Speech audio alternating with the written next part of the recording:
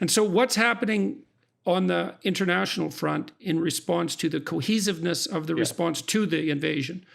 This has been very heartening, and it goes to one of the other reasons why I thought Putin wouldn't do this, because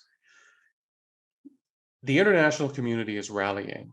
And we can have frustrations with the way individual states are responding to specific requests and so forth, and I have been frustrated by that, as everybody else has been. But the truth is, if you get out of the time-dilated world we're in which if something doesn't happen 5 seconds from now, then it's taking a long time, we're talking about within 3 to 4 days, we've got the Russians being partially kicked out of SWIFT. We've got sanctions on the Russian central bank.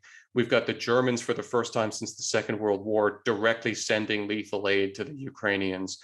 We've got virtual unanimity in condemning the Russian attack. Are there any exceptions? Yes. And I want to go back to SWIFT as well. Okay. Yes, there are exceptions.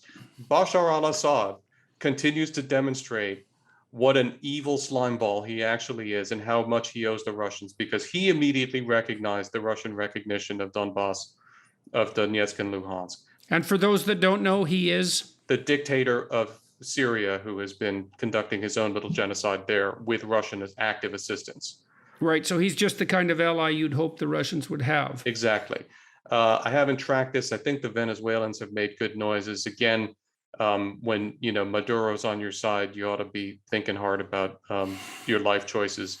And the Iranian, what they call the axis of resistance, I think, was very prompt in recognizing the recognition of republics. And the Iranians are generally focused on blaming NATO for the Russian invasion of Ukraine.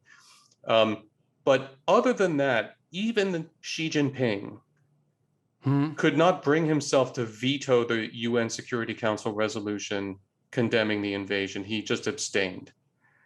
And we can... Right, so that's a big deal. It's a big deal. It tells you that what Putin has done is even Xi is going, Vova, I'm not sure that I can actually support you on this, the way you've done this.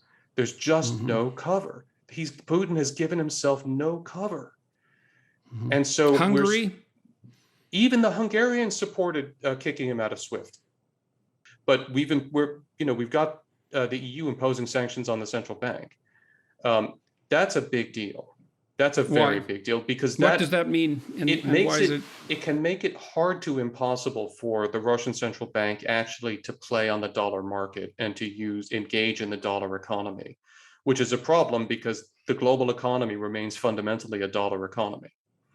And as the ruble is predictably collapsing as this is going on, so Russians need dollars, and sanctioning the central bank makes it hard to impossible for the Russian government to deal in dollars and to interact in that way. And how long will it take the consequences of that to unfold in some way that actually bites, particularly on the military front? Well, I mean, the problem is I don't know that it will bite on the military front, because we need to keep something in mind, that a lesson that we learned from the Soviet Union. A dictatorship can generally do any one thing that it decides to do. When you're running a country, the resources that are available to you, sanctions notwithstanding, you can usually choose any one thing and actually make that happen. So the Soviet military threat, for example, reached its height at the same time as the Soviet economy began to go into terminal decline in the 1980s. Those two facts were probably related to one another, and with some causality, by the way. Putin has a similar phenomenon here. I think he probably can keep his military going, but what's going to happen is the Russian economy will collapse. I don't know exactly what that means, but will be badly harmed